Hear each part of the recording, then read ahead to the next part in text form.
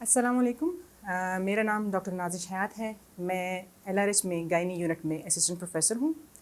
آج مجھے over active bladder پر بات کرنے کی دعوت دی گئی ہے. یہ ایک ایسی کنڈیشن ہے، ایک ایسی بیماری ہے جس میں مریض کو بار بار پیشاب کی حاجت محسوس ہوتی ہے، اور حاجت بھی اس شدت سے کہ مریض کو یہ احساس ہوتا ہے کہ اسے جلد از جلد باتھ روم جانا چاہیے. کبھی کبھار شدید صورتحال میں مریض کو ایون یہاں تک ہوتا ہے کہ اس سے کچھ پیشاب کے قطرے بہہ بھی جاتے ہیں. ہمارے معاشرے میں، مسلم معاشرے میں، جہاں پہ طہارت اور پاکیزگی کی بہت اہمیت ہے، یہ صورتحال مریض کے لیے بہت پریشان کن ہو جاتی ہے. زیادہ تر مثانے کے امراض کو انفیکشن کی وجہ سے سمجھا جاتا ہے، اس لیے ایسے مریض اکثر اینٹی بایوٹکس کا استعمال کرتے ہیں جس کی وجہ سے ان کو کوئی افاقہ نہیں ہوتا. تھوڑی بات اس کی وجوہات پر کرتے ہیں. عام طور پر ہوتا یوں ہے کہ مثانہ جب آدھے سے زیادہ بھر جاتا ہے تو دماغ کو یہ اشارے ملنے شروع ہو جاتے ہیں کہ اب اس کو کہیں خالی کیا جائے.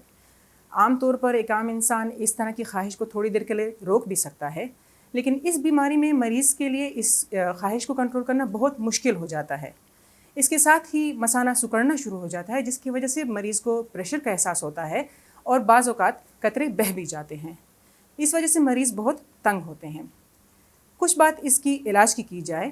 علاج اس کا ہم اس طرح شروع کرتے ہیں کہ مریض کو کچھ ہم مشورے دیتے ہیں. سب سے امپورٹنٹ یہ ہے، سب سے اہم یہ ہے کہ مریض کو وزن کنٹرول کرنا چاہیے. جس طرح ہم جانتے ہیں کہ موٹاپے کی وجہ سے جہاں وہ بہت سارے امراض کی جڑ ہے، اس طرح موٹاپے کی وجہ سے بہت سے امراض بڑھ چڑھ کر پیش ہوتے ہیں. یہی حال اوور ایکٹیو بلیڈر میں بھی ہوتا ہے. اس کے علاوہ ہم مریض کو یہ مشورہ دیتے ہیں کہ کچھ اپنی خوراک کی طرف توجہ دیں.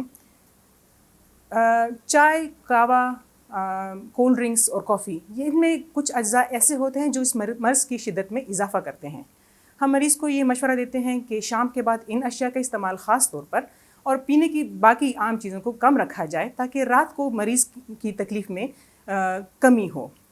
اس کے علاوہ آپ کا مستند ڈاکٹر کچھ ایسی ورزشیں بتا سکتے ہیں جن کو ہم بلیڈر ٹریننگ کہتے ہیں، جس کی وجہ سے مریض کو تھوڑا بہت مثانے کی ٹریننگ حاصل ہو جاتی ہے اور مرض کنٹرول میں آنے لگتا ہے.